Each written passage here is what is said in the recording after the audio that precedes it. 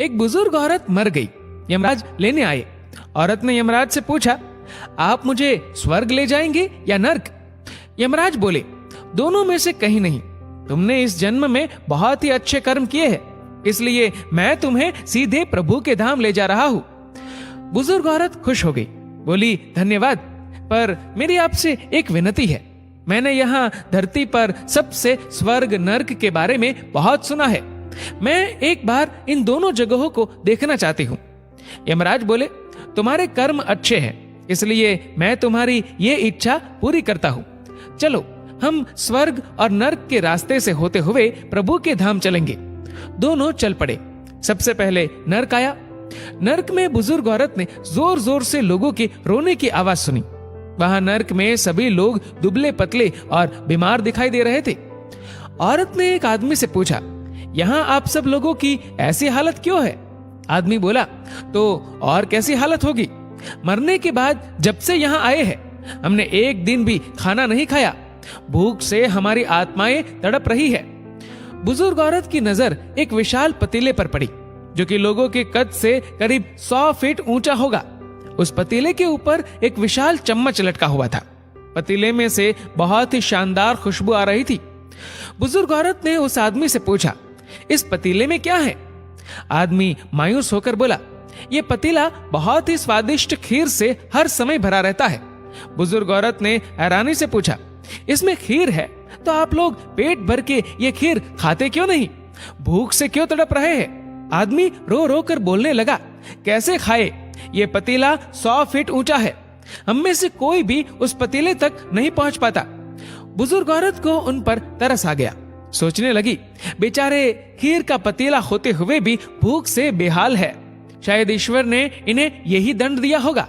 अब यमराज बुजुर्ग औरत से बोले, चलो हमें देर हो रही है। दोनों चल पड़े। कुछ दूर चलने पर स्वर्ग आया।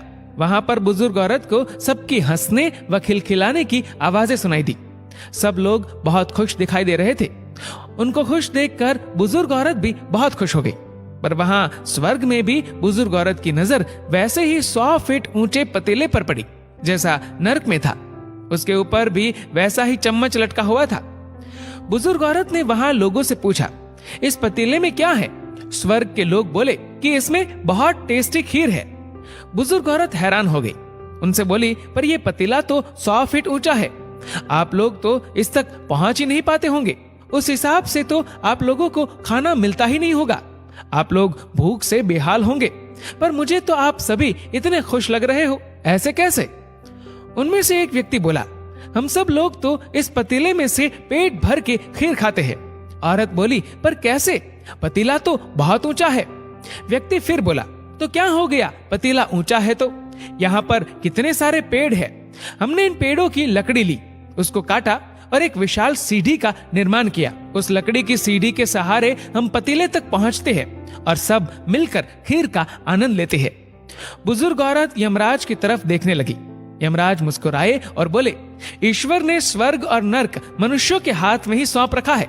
चाहे तो अपने लिए नर्क बना ले, चाहे तो अपने लिए स्वर्ग।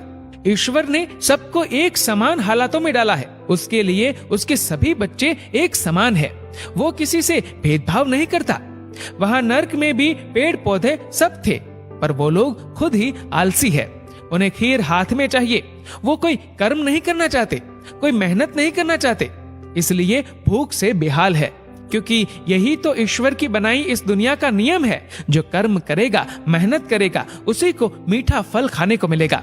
स्वर्ग के सपने छोड़ दो, नर्क का डर छोड़ दो। बस आपकी वजह से किसी का दिल ना दुखे, इतना सोचो। बाकी सब कुदरत पर छोड़ दो।